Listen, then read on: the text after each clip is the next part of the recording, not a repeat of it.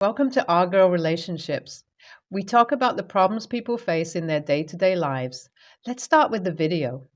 My rehearsal dinner has hands down turned out to be the most eventful day of my life. The whole thing has sort of set off a series of completely chaotic events and a lot of drama. But honestly, I'm kind of enjoying it despite the stress. So, my sister got really drunk at my rehearsal dinner, and during her speech, she was just incredibly mean to my fiance, making him the butt of all jokes. I mean, obviously, some light roasting is more than fine, and everyone does that. But she took things to the point where everyone was getting uncomfortable. I couldn't think of how to stop her without creating a scene. But what happened next was unexpected and very satisfying. My fiance and I have been together for 4 years, and we have a strong and loving relationship. We decided to get married, and our families were excited for us. My sister and one of my bridesmaids and I thought she was happy for me. I had no clue that she'd be mean in her speech, but as she was continuing, it became clear that she was trying to embarrass him in front of everyone. I was shocked and hurt. My fiance is a kind and caring person, and he didn't deserve to be treated like that. He was visibly upset, and I could feel his discomfort. I wanted to say something, but for a while, I was too stunned to react. I couldn't understand if I was misunderstanding or overthinking, but no matter how much I fought, the speech still came across as mean spirited. A few minutes into the speech, I was just about to interrupt by making an awkward joke, but then something happened that I couldn't have imagined happening in my wildest dreams. My father-in-law got up from his seat and walked over to the microphone. He cleared his throat and said that he's had enough and that he has been waiting for an opportunity to do this for a long time. As soon as he said that, my fiance got up and told my father-in-law to not say anything and that my sister was just joking. Meanwhile, I was utterly confused. My father-in-law told my fiance that he has had enough. He then proceeded to tell everyone how my sister had tried to convince his family not to let my fiance marry me several times since we got engaged. My jaw dropped. I had no idea about any of this. I looked at my fiance and he just looked massively uncomfortable. He knew something I didn't. My father-in-law continued to explain how my sister had drunk called my fiance one night when he was visiting his family shortly after our engagement. Apparently, she started saying ridiculous things about me and told him I would cheat on him because I have a history of cheating on my partners. This is untrue, and I have never cheated on anyone I have been with. She was spreading lies and rumors about me, trying to turn him against me. My fiance got so incredibly uncomfortable with these obvious lies and her desperation that he just hung up on her, but she kept calling again and again. He had to pick up after like 12 missed calls, and she was sobbing and telling him he would be better off with her. So that's the whole thing. She was secretly in love with him. This was quite late at night. My poor fiance couldn't sleep all night and in the morning told his family about what happened. They decided that they had to tell me immediately, but then my sister sent him a long text apologizing for everything and begging him not to say anything to me because she didn't want to fight with me. My fiance didn't know what to do and talked to his family about it, and they decided to keep it between themselves to maintain the peace. I wasn't happy to learn about this decision because I think I deserved to know from the very beginning, and I would have put a stop to this nonsense before it escalated this far and ruined my rehearsal dinner. The drunk calls happened a few more times after that night, but I didn't have any idea. My father-in-law said all of this and said he had enough of my sister trying to make everything about herself. And although he hated to do this in public, he knew my fiancé would have never said anything. And this needed to stop now. The room was silent. The color drained out of my sister's face and looked like she wanted to disappear. My father-in-law ended his speech by saying that he was proud to welcome me into their family and that he was excited for our future together. At that point, my sister almost ran out of the room. My mom followed her and they returned after like 30 minutes, and it was obvious that she was crying. The rest of the night was awkward, to say the least. My mom tried to apologize to my fiance on my sister's behalf, but he wasn't interested in hearing it. He told her that her behavior was unacceptable and that he didn't want anything to do with her. I was torn between feeling angry with my sister and sad that our relationship had been damaged. The next day, my sister tried to talk to me, but I wasn't in the mood to listen. I told her that what she did was unforgivable and that I needed time to process my feelings. She left in tears, and I haven't spoken to her since. I think I'm going to uninvite her to my wedding. I don't care if she's truly sorry. I just don't want to think of what she did every time I see her face on my special day. Honestly, I can't believe that my sister could be so awful. We never really had a close relationship, but the fact that she was secretly trying to sabotage my happiness feels like a punch in the gut.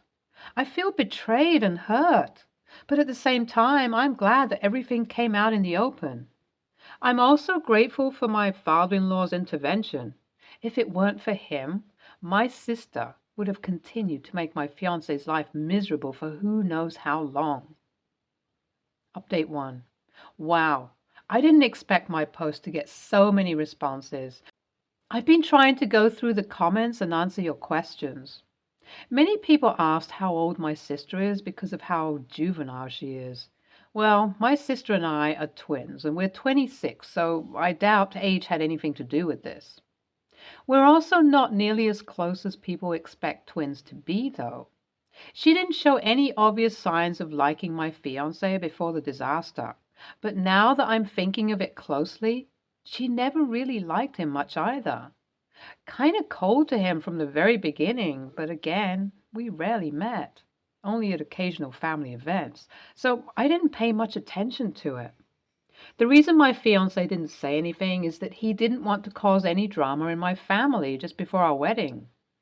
Also, since we hardly ever met my family, he thought he'd just wait it out, hoping my sister would stop. He did apologize to me for not speaking up earlier, but I'm not mad at him at all. He's a shy, non-confrontational person in general, and the only person at fault here is my sister. My sister hasn't reached out to either me or my husband since the rehearsal dinner. I'm extremely angry at her and embarrassed. It's kind of mortifying to know that my future in-laws know what an immature train wreck she is. Update 2. My sister is a coward and still hasn't reached out yet. But my fiance and I have decided that we are going to uninvite my sister to the wedding. I called her up to let her know, and she started crying and apologizing. I told her that this doesn't mean I'm cutting her out of my life, but I need some space before things get all right between us again. She was still crying when she hung up, and I felt really bad, but I'm sure that I'm taking the right call by putting some space between us temporarily. I thought this would be the end of the whole matter, but then I got a call from my mother. She was extremely upset and said that I can't leave my sister out of the invitation because family is family and she only made a little drunk mistake. We had a massive fight about this and things got heated to the point where I told her that she is free to not come to the wedding if she thinks my sister did nothing wrong. Now my mom is saying she'll boycott my wedding unless I re-invite my sister. My dad is thankfully on my side and has assured me that he will be there to walk me down the aisle. Update 3. We got married. I uninvited my sister from the wedding, and my mom didn't show up either because she expected me to just forgive her, but I completely refused to do that. I'm not speaking to her at the moment. My dad is supportive though, so that's good. As for my sister, I'm not sure where our relationship will go from here. We may never fully repair the damage that she caused, but I do hope that she learns from this experience and that she becomes a better person because of it. I don't wish ill on her, but I also don't want her toxicity in my life. In the end, my fiance and I got married just how we wanted to, and it was a beautiful day. We were surrounded by people who genuinely cared about us and our happiness. It was such a sharp contrast to the rehearsal dinner where my sister tried to ruin the evening with her weird obsession with my husband. NTA, your sister deserves no sympathy. Drunk or not, she has no right to say all that stuff to your husband. The fact that she did the same thing multiple times makes it obvious that this is more than a drunk crush for her, and she has been trying to poison your relationship deliberately for a while and blaming the alcohol. I think you made the right call by cutting her off. Hopefully, your mom will understand the situation soon and stop defending your sister. Your sister really needs to work on herself. Sabotaging relationships is literally the biggest red flag and points to some deeper mental health crisis. I think the best way to deal here would be by empathizing with her and trying to have a more open conversation. After all, she is your family. Next story. I, male, 49, have 4 kids, female 22, female 19, male 10, and female 6. Amy is my eldest. Amy is a very good student, but tends to slack off sometimes. Regardless, she got accepted into a very well-known school, and we're extremely proud of her. She received some aid, and we said we would cover the rest of her tuition fees. Last year, Amy mentioned she was struggling with the coursework. I encouraged her to work harder, but she wasn't getting it, and we were all worried about her grades slipping. She said a friend introduced her to Jack, a few years her senior, who'd graduated from her major with top marks, and she would go to him for tuition. I guess it worked because she started doing better. Jack died a couple of weeks ago. Amy has understandably been a little upset, and me and my wife have tried our best to comfort her. The issue that's come up now is that Amy said she's going to take this semester off to cope. I was very surprised by this and don't think this is a good idea, as she'll fall behind, which might cause problems later. Amy is insistent with this. I discussed this with my wife and told Amy if she takes this semester off, I won't be paying for her tuition anymore.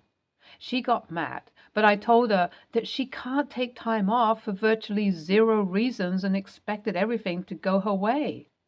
My wife agrees with this, but my second daughter is also saying that this isn't right. Am I being the a-hole with this? Edit. Forgot to add. Amy stopped tuition earlier this year. She's doing fine with the coursework now and wasn't in tutoring. For those asking, Amy mentioned when I saw her on Christmas break last year that she and Jack had started seeing each other, but I didn't think it sounded serious. Amy then told me when I talked to her after his death that he'd asked if she wanted to move in with him and she was thinking about it. But again, this was the first me and my wife heard of it. Amy's mom apparently knew. YTA. For zero reason? Seriously? You call losing someone close to you zero reason? Clearly, you forgot the part about parenting where you're supposed to be supportive.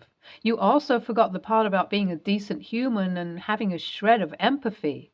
For the record, a semester off will not cause her problems later on. You're absolutely delusional if you think it will. YTA. Her friend died. She's grieving. Now, I can get why you think taking a whole semester off isn't a good idea. There's a risk she'll sit at home, wallow in her grief, and possibly that won't help. But you're effectively punishing her for grieving, which is incredibly unhealthy. But even if she does, it will not ruin her education or future. Would you prefer that she struggles at school to the point where she risks dropping out completely? Have you discussed other options, such as going part-time? Or spoken to the school about any extra support they can give, or if they can apply for mitigating circumstances, extra consideration around exams or coursework? Is there a therapist she could see to help her process her grief? Please don't punish her for grieving, though. It's just asking for her to develop long-term unhealthy ways to deal with emotions and grief. YTA on so many levels. Regardless of the reason, it is okay to take a break from school. I took several, and it may have taken forever, but I did graduate. I had a mental breakdown that landed me in the mental hospital because I was too terrified to tell my parents how bad I was struggling. Telling her to work harder when she was struggling, that clearly didn't help. Also, that isn't good advice at all. The next is not understanding that losing someone to death is very traumatic if they were close or not. Next story. I have a longtime friend, Bill, and he has a girlfriend, Jackie. Jackie is a bit overweight, but not obese. I used to be obese and tried everything, but couldn't keep off the weight. I eventually lost weight when I got seriously ill and had to spend months in hospital. There were weeks where I could barely eat anything and or vomited out all of it. It wasn't a fun time. That was a few years ago, and luckily I didn't gain it back.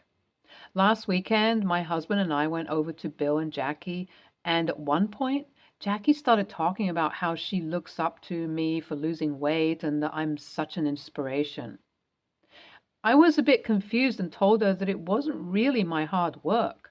I struggled for years without success, and I only lost the weight because of my illness.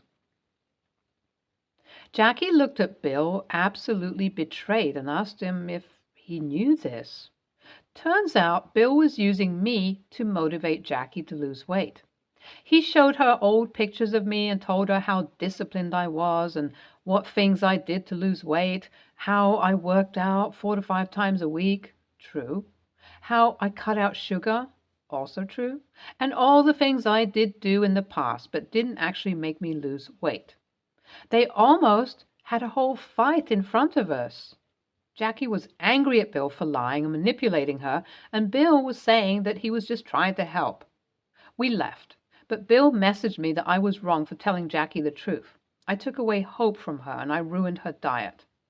I think Bill never should have lied to Jackie, but maybe I shouldn't have told her the truth either.